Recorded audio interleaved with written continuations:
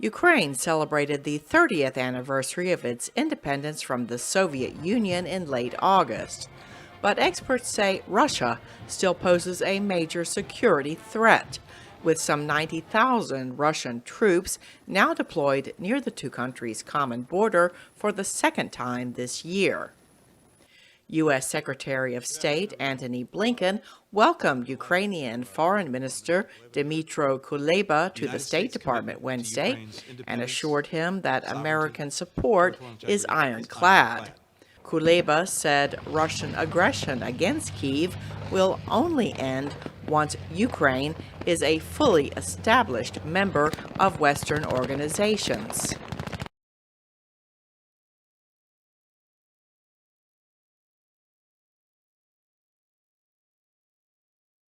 The Pentagon has confirmed that a U.S. congressional delegation flew into Taiwan Tuesday night on a military plane.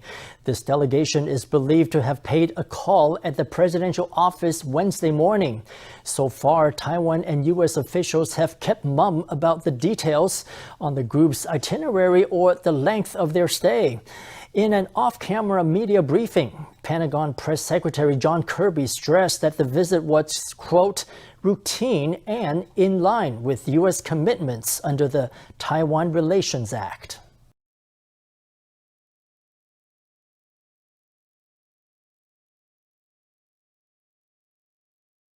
The former apartheid-era president, F.W. de Klerk, has died at the age of 85. He succumbed to cancer this morning. He passed away peacefully at his Fresnay home.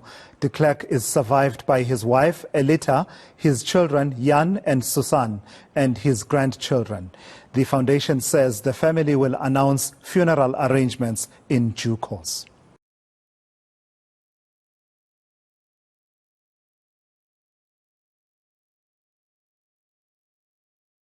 At least 11 students were injured Wednesday at the University of Boy in Cameroon when an alleged blast took place in one of the lecture halls, according to local sources.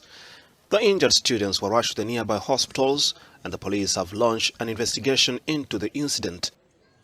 According to the university administration, an explosive device was thrown to the lecture hall in the middle of the class before it hit the ground and exploded, injuring 11 students. No fatalities were recorded, but minor injuries were reported.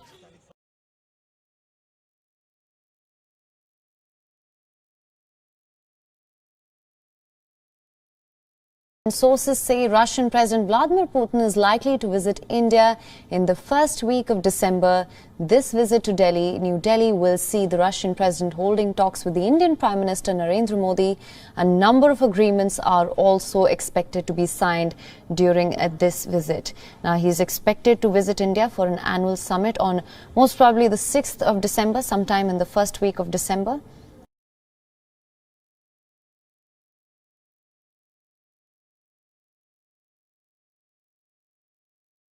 Rust, film crew member who witnessed the fatal on-set shooting of a cinematographer, has filed a negligence suit against the actor Alec Baldwin and the producers of the film. In the lawsuit, chief lighting technician Serge Svetnoy accused the producers of Rust of negligent acts and omissions, stating there was no reason for a live bullet to be on set. Helena Hutchins was shot and killed by Baldwin during rehearsals for the Western in New Mexico.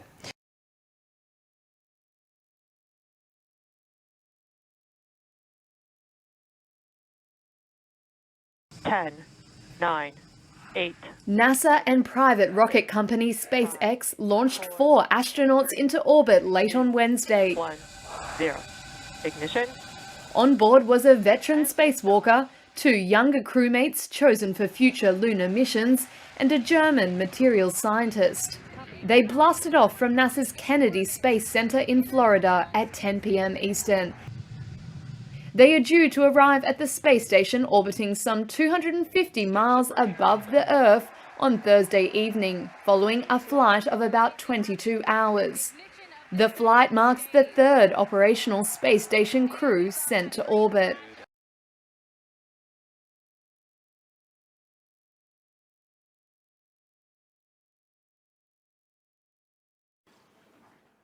The former Mozambican finance minister Manuel Chang, currently detained in South Africa, will be extradited to the US.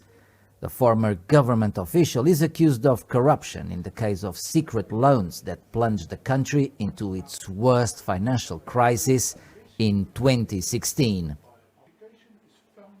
The announcement took place on Wednesday in South Africa. Manuel Chang is also accused of having received millions of euros in bribes during the 10-year period he spent in office between 2005 and 2015. The former minister was arrested in December 2018 in South Africa while in transit to Dubai.